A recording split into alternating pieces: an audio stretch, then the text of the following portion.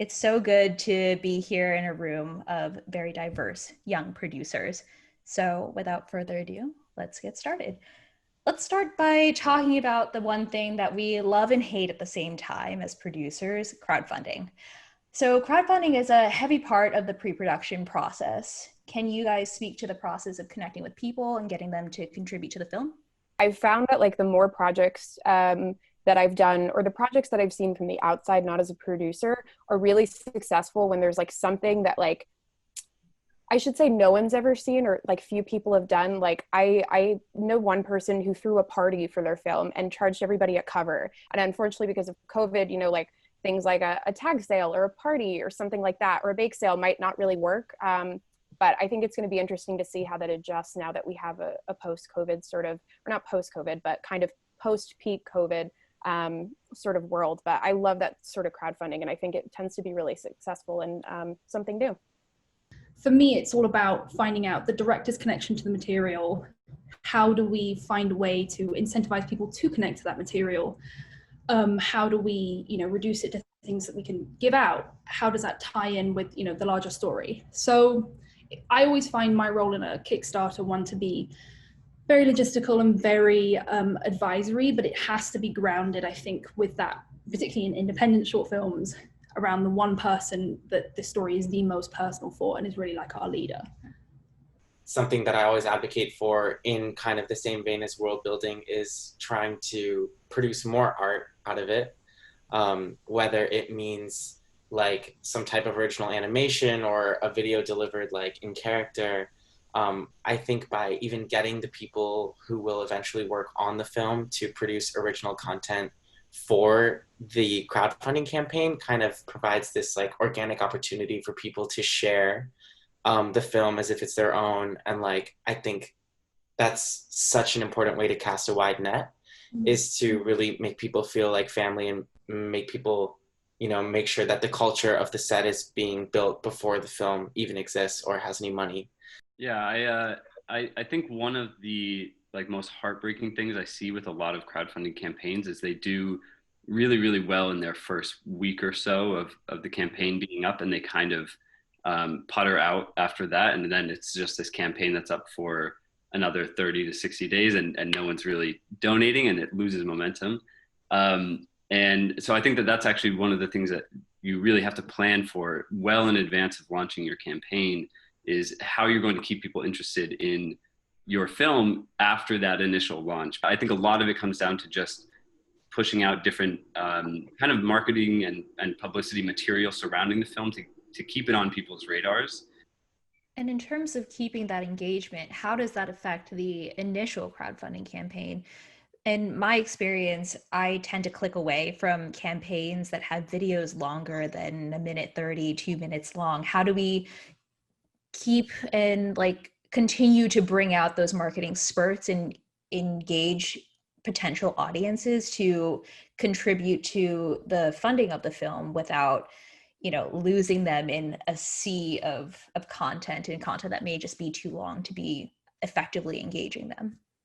At a certain point, it becomes less about the actual Kickstarter page or the your budget breakdown that you put in or your crew bio. Like, I don't think a lot of people actually end up scrolling down and looking at all of that. If they're interested in the film and they're clicking through from Instagram or Facebook or wherever they saw the link to it, I think the core thing that you really have to sell them on is why this film is different than other films that they may have seen in the past, and why it's important for them, the people who are looking at it, to fund it themselves and be a part of this thing. So I think it is kind of a little bit of a sales pitch, not necessarily for the director or for the crew that's working on the film, but more about what the film is about and kind of why it stands out amongst a crowd of other campaigns that are also running at the same time. I'll add on that. I think it's also the way in which you share the crowdfunding page, because like figuring out how you can expand that network beyond just the people you're friends with on Facebook and even the people that they're friends with on Facebook or Instagram, whatever the platform is. It's a matter of figuring out like, okay, yeah, social media is the best way to reach people, but figure out like the small ways to reach people that are not just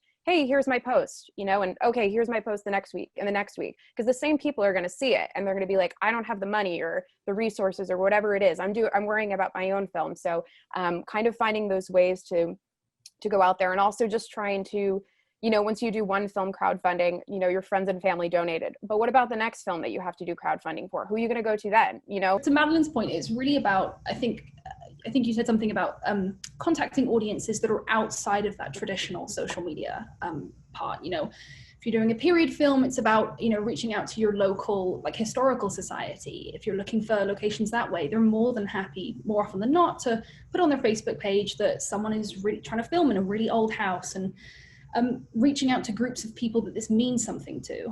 And more often than not, you'll find that once you reach out to those groups of commonality, you're naturally spreading beyond the friends and family, like, tried and true method.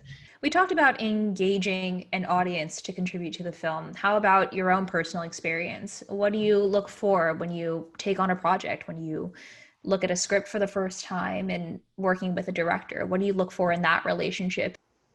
If the director doesn't know why they're telling the story, not worth your time. That's always the first question I ask. Why are you telling the story? And if they don't have an answer, or they don't have like some sort of a concise answer to be like, this is why I'm making this project, then it's kind of like, you're kind of dead in the water at that point. Because if you don't know why you're telling the story, then why are you even having the meeting in the first place, I find. So when I look for a director, I find that sort of passion and momentum behind them. And you can absolutely tell it as soon as someone starts sharing this story with you. You absolutely know, like, you can see it in the way that they talk and interact with you. And I think that's the really exciting part about, that initial meeting. The best relationships I have are people that I'd be friends with afterwards.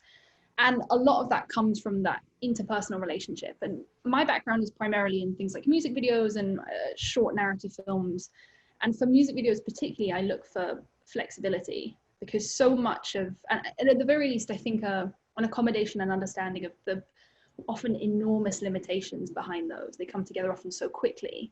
And to have someone to say, I know so much is up in the air, but I know what this is about and what this means to me, and everything else is fluff, and I know what's really important.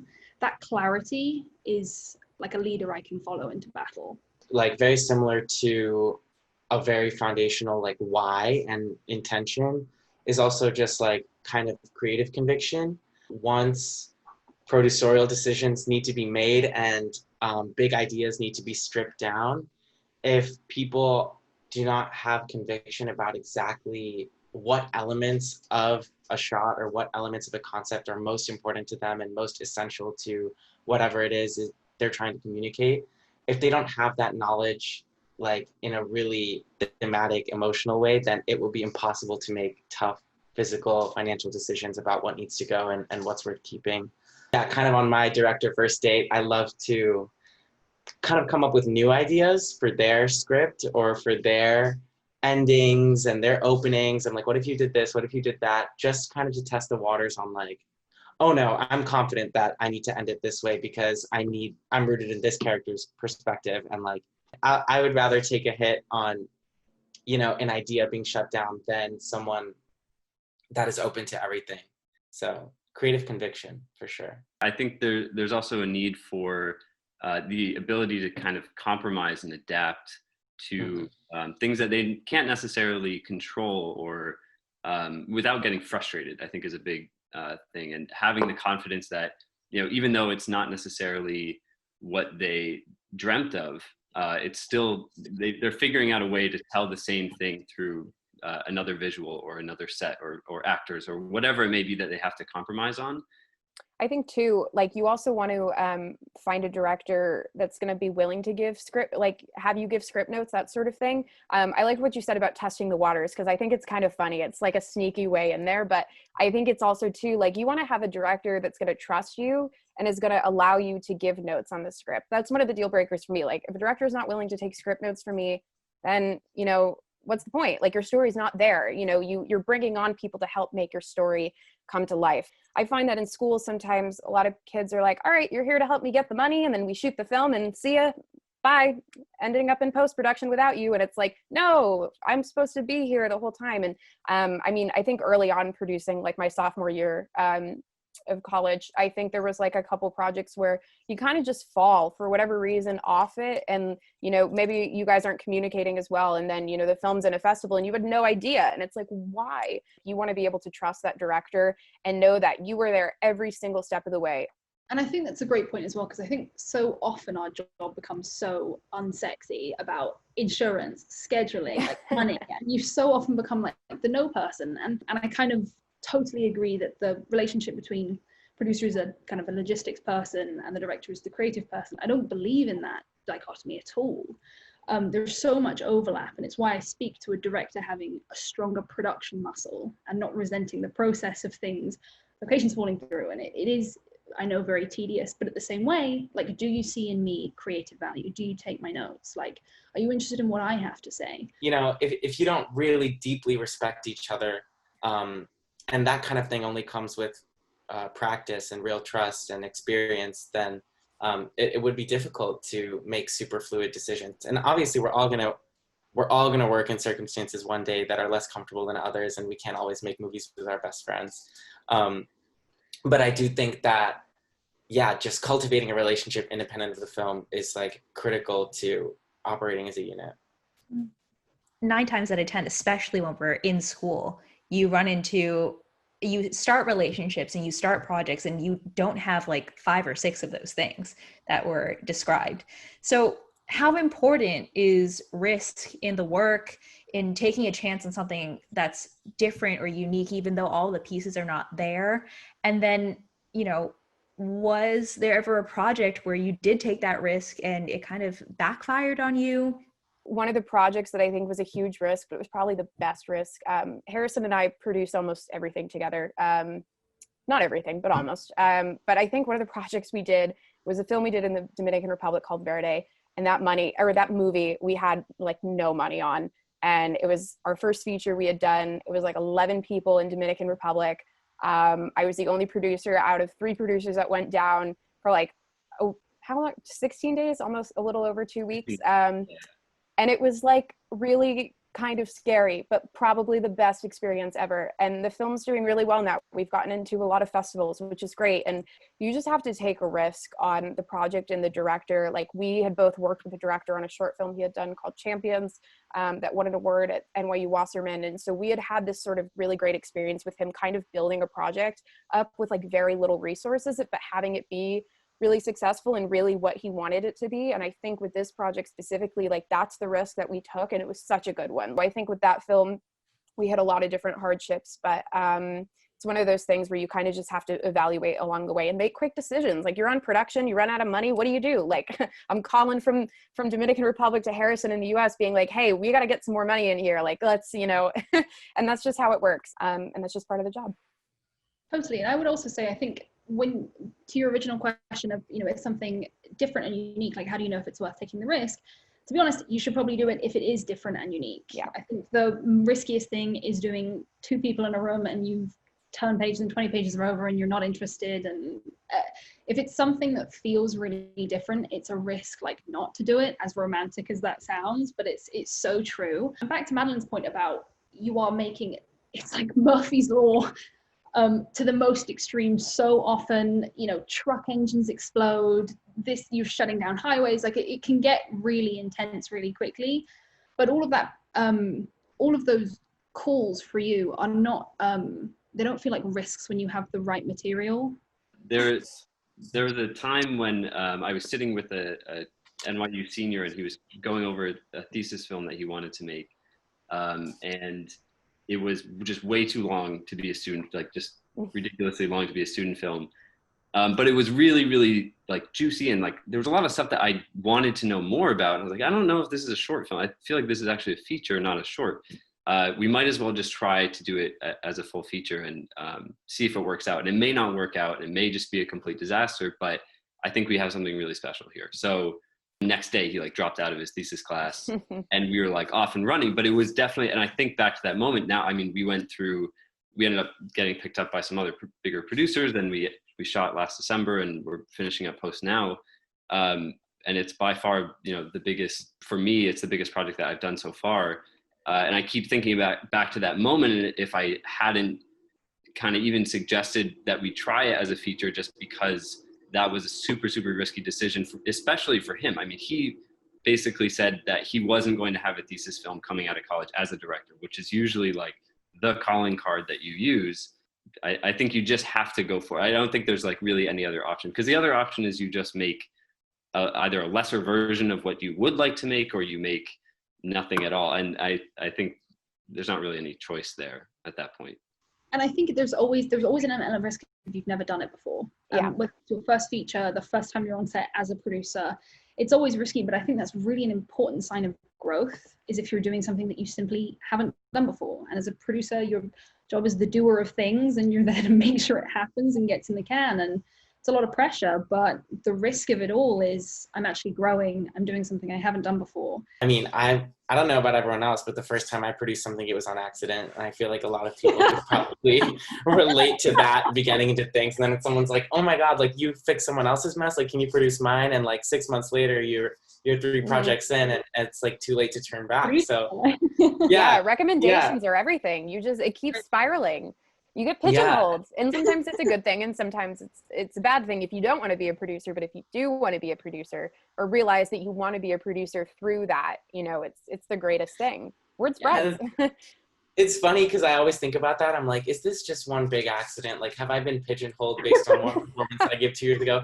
And I'm like, wait, I've done many other things on set and I haven't been asked back. Like, I've AC'd and I didn't do 10 AC jobs after that. So their focus probably wasn't perfect. And the producing job that I did probably was much better. So I do think we're all here for a reason. But it just ends up happening so fast that, I had the first big project I ever produced was like a short film around 10 minutes.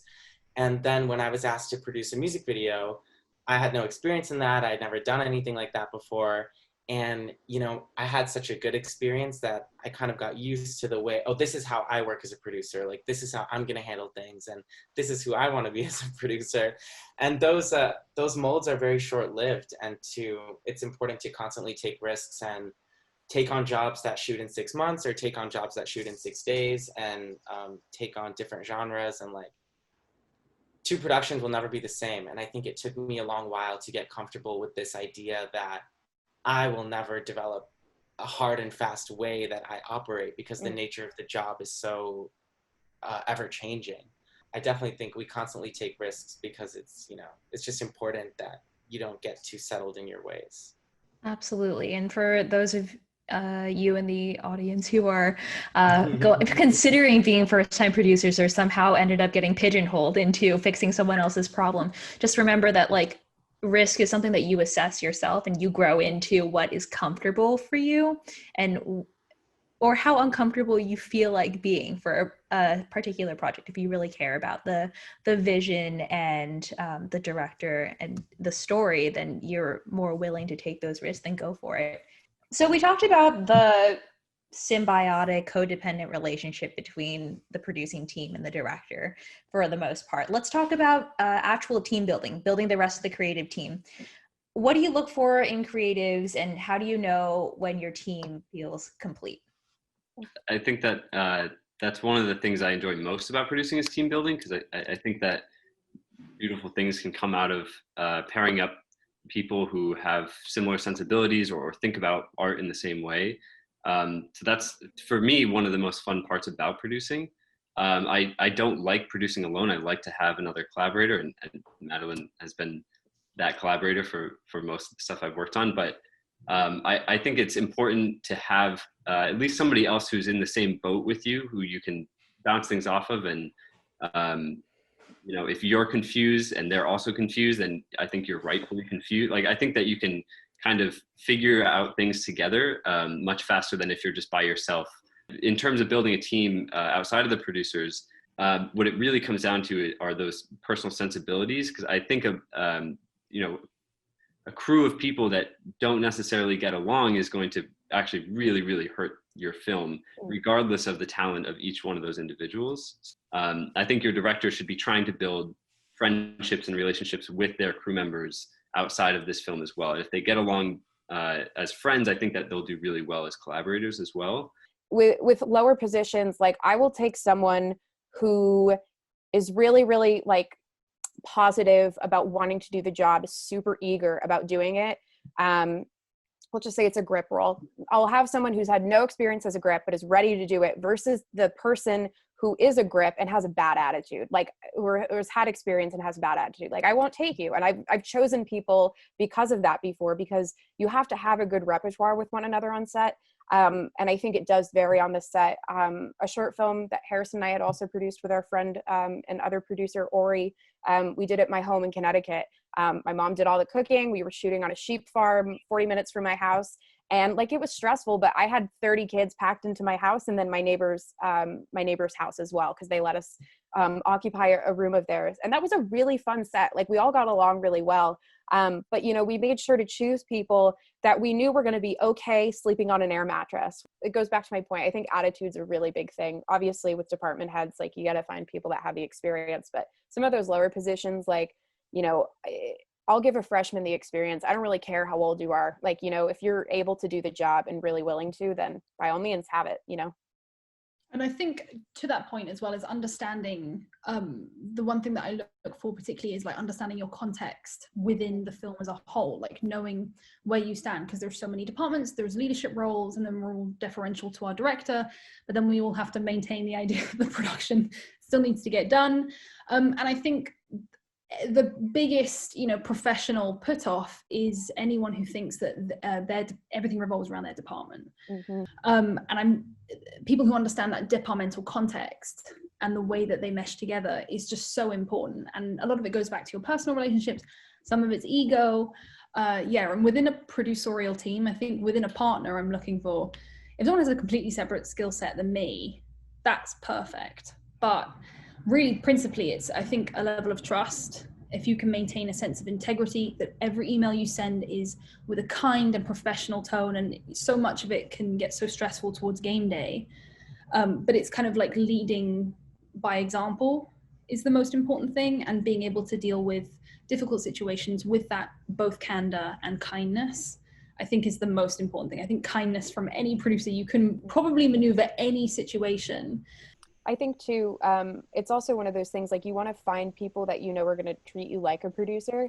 Like, I've been on sets where many of the crew members are far older than I am, and I'm the producer, and I was mistaken for a PA probably 5 times. And it's one of those things where it's like, I make sure that every set I'm on, no matter if I know the people or not, that I introduce myself and I say, hi, I'm Madeleine. I am the, or one of the producers. And like, that's a really big step you have to take. You have to establish that sort of boundary. And I've had people that have disrespected me on set, and I've been in really bad moments of like having to solve, you know, disputes or things, and you're just not taken seriously. Like, you want to find people that are going to take you seriously. People have egos, but you just have to, you put those aside for the greater good, you know, like, you're making the film together. And some people can't do that. And then you assess the situation as is. But yeah, no tolerance for disrespect. I really am very conscientious about making sure I'm bringing people into the creation process that have a very deep intrinsic understanding of the relevant themes being explored in the piece. And also that, you know, when we're operating as a group, where you know, we have different perspectives and we have different points of view. Definitely something to be said about the currency of what defines authenticity as well. Just like when we talk about experience, we don't talk about like physical, like I have hands-on, like I can do this, but more of the deeper connection to the project and to the people. And I think that's like very important. A lot of times newer filmmaking teams kind of overlook that, and they just want, I mean, in this industry in general, there are just a lot of clout chasers, and that's fine. It exists, but it's more important to get down to the deeper root of like why we do a project and why we gather a group of people to bring a vision to life. So oh yes, go ahead. I was just going to say really quickly, and it really does become our job, the producer's job. Like, it's so difficult in low budget filmmaking to find, like, sometimes there's just a white dude that's free that day and he's your DP, and there's also just a white dude that's your gaffer, and it's just like, they're the 2 people that are free. They're the 2 people that could make it. And it's like, it is really difficult because everything is so circumstantial to make the effort And like so many times I've been the producer on a project and like it's 10 a.m. and I'm on set and a few replacements have happened, a few extras have been shifted around. I'm like, I'm the only non-white person in the room. I'm like, oh my God, what has happened to me? Like everything has escaped me all at once. And like, it's a really hard, it's a hard job to be conscientious of, not hard as much as it is like, it takes effort. It takes focused effort. It's important to also, when you determine who is going to be coming in last minute, like how open they are to engaging with the content being created. That being said, we've talked a lot about, this is like a great springboard point for, other than the story and the cultural context or the content being put up on the screen itself, what is the one thing that you as a producer cannot compromise, either in pre, in post, or like during production when you're on set? Honestly, oh, sorry, go ahead. Sorry, I'm so sorry. No, that's okay. Mine was really quick. I was just going to say my producer credit. I will not compromise my producer credit. By all means, never do it. Produced by, that's reserved for the people that produce the film. Yeah, that's something that you want to have in writing somewhere. So, but yes, please, I'm so sorry. Mine is far more nebulous. I was like, honesty. I really believe I have this like thick ethical compass in the middle of it. And, you know, there have been times where I think people have tried to bring me onto a project and were saying, oh, we're paying these department heads and not this thing. And I can't tolerate a lack of transparency on a set, or in any way that feels underhanded, or not even so far. More often than not, you won't find outright manipulation. You'll just find things, particularly I think in, you know, the more independent forums that are just, the generous word is scrappy, but I think that people sometimes lose sight of what's around them to execute the project at all costs. And you still have to look the crew that you represent, that you advocate for, in the eye at the end of the project. And more often than not, you want to be friends with most of them. I try and lead by example, but nothing will make a creative relationship dissolve faster for me than a lack of honesty. Respect would probably be like the one thing I can think of other than honesty.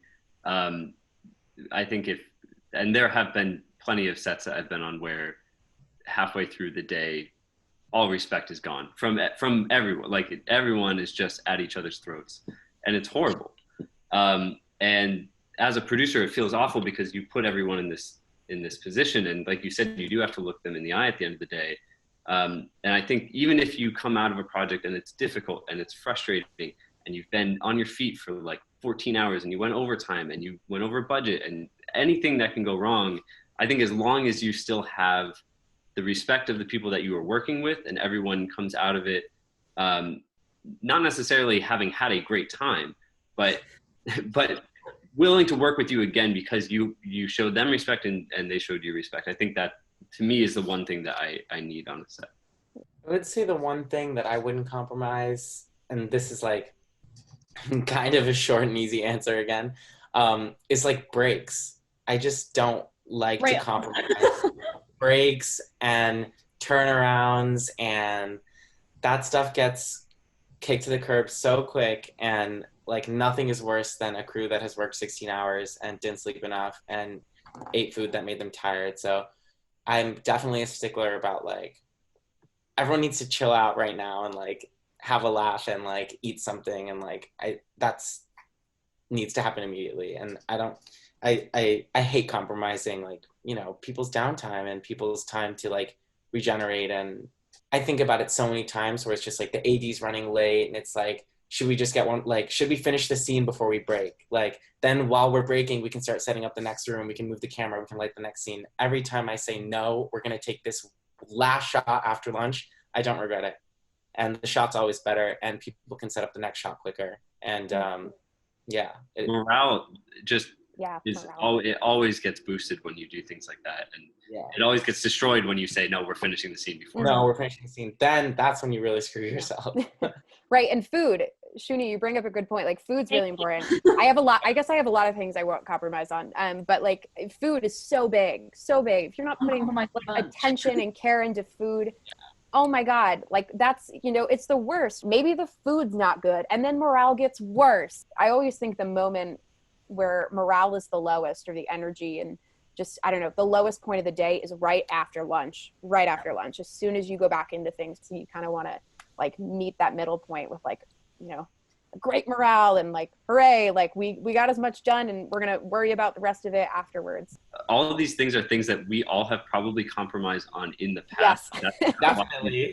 that we don't want to do that again. You learn where your line is, really. You see it once and you're like, never again. That's not tolerable for me. Like the meal thing, it's like it becomes down, you feel people feeling disrespected if they have a bad meal. If you've ever been a crew before you've been a producer, you have a bad meal and you're like, oh, these people don't, it was pizza, it was fried chicken that was ordered from a fast food restaurant. My work and my time here is not respected. These people don't want me to be on peak.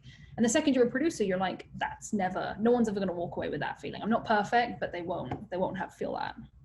So biggest takeaways here is make sure that you have crew that is well taken care of, well fed, and well respected. Honesty and transparency for our first time or newly experienced producers. Keep that in mind. Let's shift a little bit. Let's get personal. There are times where things get really stressful for you and you're at a threshold. What do you take away from that? Where do you muster up the strength, or where have you taken experience from your life prior to the project that you are, you know, up to here with, to sort of deal with it and combat and take the tools to turn something that feels inevitably like super negative and like the world is going to end and turn it into something productive and positive and efficient for the project that you're working on? For me, it comes down to logistics and not really having enough time to get everything done, or everything is kind of up in the air still, or people, not everyone is on the same page. And I think, at least like pulling from personal experience, growing up, I was like the only film kid in the state, probably. Like it was just no one around me was doing film. And I think at that point learned how much effort it takes to do every aspect of film. But at the same time, I learned how important it was, I think, to delegate things to other people. I kind of think back to when I had like no resources, like there was no film school in my town. I was like a homeschooled kid that like didn't know any other artsy people. So like it was very lonely, but at the same time, it made me seek out resources and learn really like shoestring budget tricks that I still use today. And like, I think that a background where you don't have everything you need prepares you really well for when you do have things that you need. You know how to approach things, and you know how to kind of, like I said, delegate things to other people and learn what other people's strengths are and lean on them when you need to. I think a piece of my personality that I bring into, you know, my producer role sometimes is that I've always been like a social person, and, you know, I like to party, I like to hang out, like I like to talk to people, I like to get to know people. So sometimes one of the biggest roadblocks that I feel like you face as a producer is just like exhaustion. Like it's 10 p.m., you're with your director, you're with your co-producers, and you're just like sick of it. You don't want to think about those characters anymore. You don't want to think about the schedule anymore. You can't fit it all. You don't know how to make the shifts. And it's like, let's just chill out. Like, let's have a drink. Let's go to a restaurant. Let's talk about something else. And like, I like to bring that part of my personality back into the mix and be like, I also know how to just make this a good time and like build our relationships independent of this. And then the work will come back and we'll circle back eventually and be better and stronger. It's so, I think, tempting to want to be there for everyone else. And it seems really kind of antithetical to, I don't want to say in the broad stroke self-care, but it's absolutely right. It's knowing when to step back. It's knowing that you're not a machine. Like you can't review the schedule 7 times in one day on top of everything else. And it's what Harrison said, it's the art of delegating and trusting the team around you. I would also say, I think my own background as a creative person, it's kind of, I think, Madeleine, you said earlier, like whether you ended up in producing or not, I'm sure a lot of us went to film school for that creative love. And I think a lot of it staying either like creatively nourished, or if like I still take a lot of pictures, and it's strengthened my relationship with DPs like tenfold when I know that one piece of equipment that they want, like that's what I should go to bat for. and even just a learned visual language. I find myself being able to interject in creative conversations a lot more, and having a toolkit that makes me feel of greater value in that. So yeah, I would say just keeping that flame alive for yourself as well, and also knowing when to kind of take a step back is just so important. Yeah, absolutely. I think when I was a kid, like I was always like the worry wart. Like I always was like, I'd be at school and then it'd be like, my mom would drop me off at preschool and then I'd be like, okay, so what time are you going to come pick me up? I'm going to come pick you up at this time. Okay, but what if you can't get to here for whatever reason?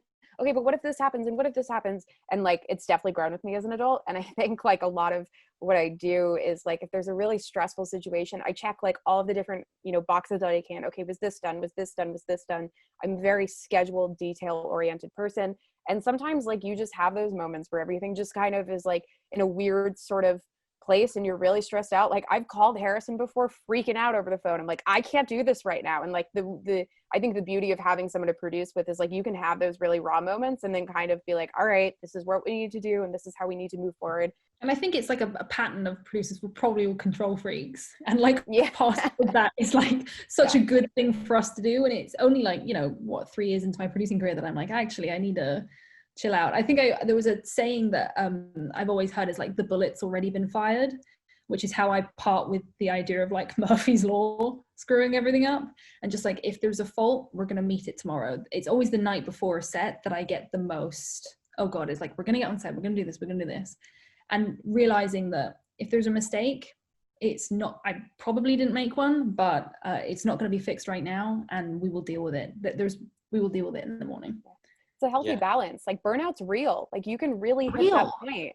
It's so real. Like people hit it like midway through their careers. And when you're producing constantly and there's so much on the line, like you can get to a point where you be like, God, I hate this. And I don't think any of us want to ever get to that point. So you have to find your boundary.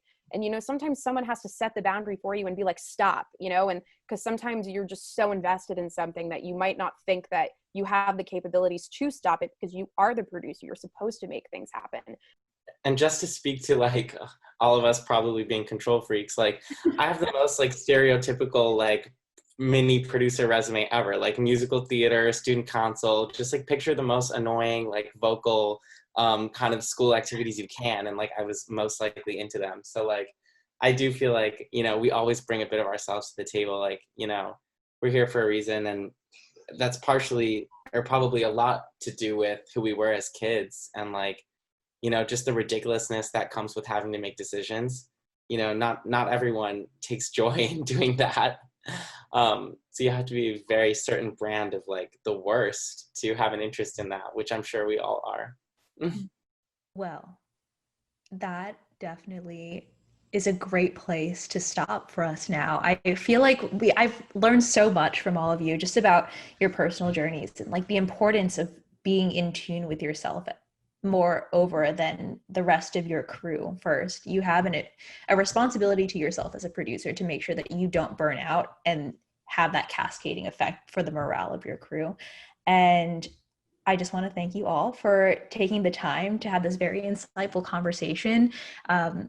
For all of the first-time producers or those lacking experience or wanting to get more experience, definitely look to your peers and to these lovely folks for some guidance, because at the end of the day, even though it's a competitive industry, this is also a community.